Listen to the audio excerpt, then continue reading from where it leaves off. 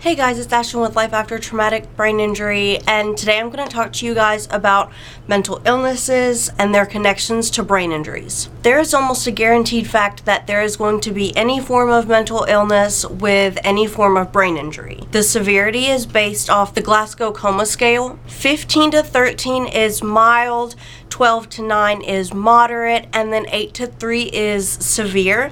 I'm not sure where I once was. I will have to get back with you guys on that in another video. First, I would say major depression. It's not necessarily just because of the brain injury.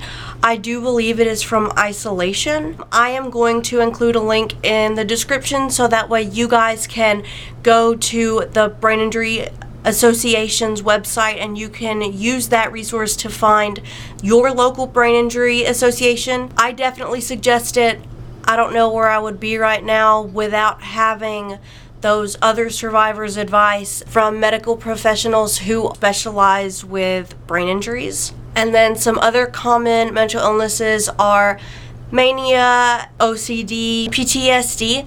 There are some cases where people remember whenever they got their traumatic brain injury, and therefore they can get triggered from certain smells, sounds, sights, anything that relates to whenever they received their traumatic brain injury. There are some psychotic disorders, and then definitely some personality changes, which includes apathy. Another one is definitely aggression, and that can usually be shown through verbal or physical outbursts. There are also times that people lose their judgment, and there's actually a really big thing behind mainly traumatic brain injury survivors where they become dependent on drugs or alcohol just because they lose that sense of proper judgment.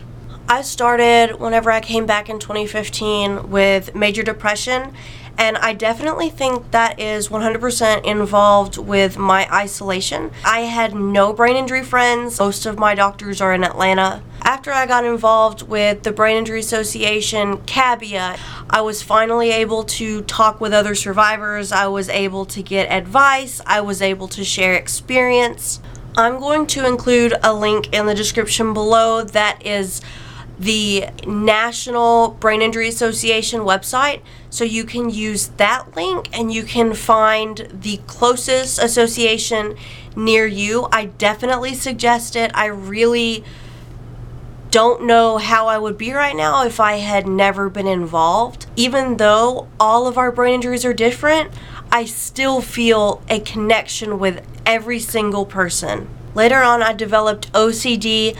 I had paranoia, I had seasonal affective disorder, and I have severe anxiety and panic disorder.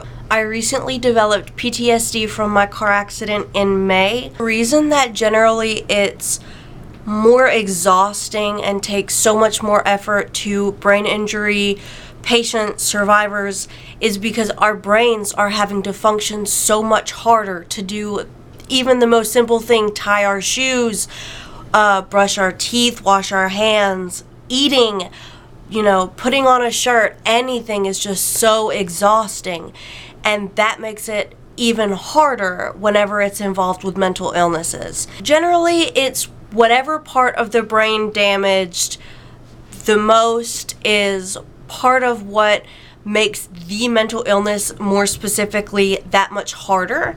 I have a quote that I'm going to read for you guys, and I'm going to put a link in the description that leads to this website so that way you guys can get on there and you can read more in depth. The frontal lobe, for example, helps govern personality and impulsivity. If damaged, there might be no quote-unquote braking mechanism for self-control.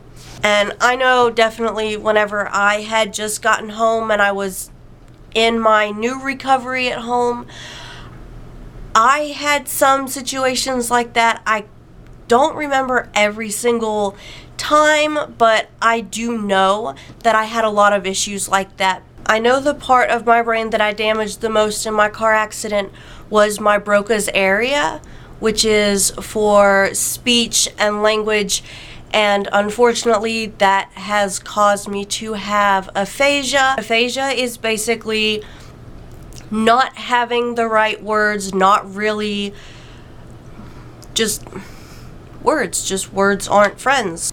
Thank you guys once again for being patient with me. If you want to learn more, go ahead and give this a thumbs up and go ahead and subscribe to me and hit the bell button so that way you can be notified whenever I post new videos. I'm going to include the link to my recovery video and then also the link to the Brain Injury Association's national website, and then also just a few other articles in which I got this information from. The next video I'm going to be recording is going to be about how I have learned to cope with my mental illnesses and some other tips for other people. I'm also going to include a link to my Twitter because that's where I'm going to be keeping updates and other information. Don't hesitate to reach out to me if you have questions or any suggestions for other videos. You can comment them on here, or you can at me on Twitter and ask or suggest anything. Thank you guys so much, so much for once again just being patient. Bye.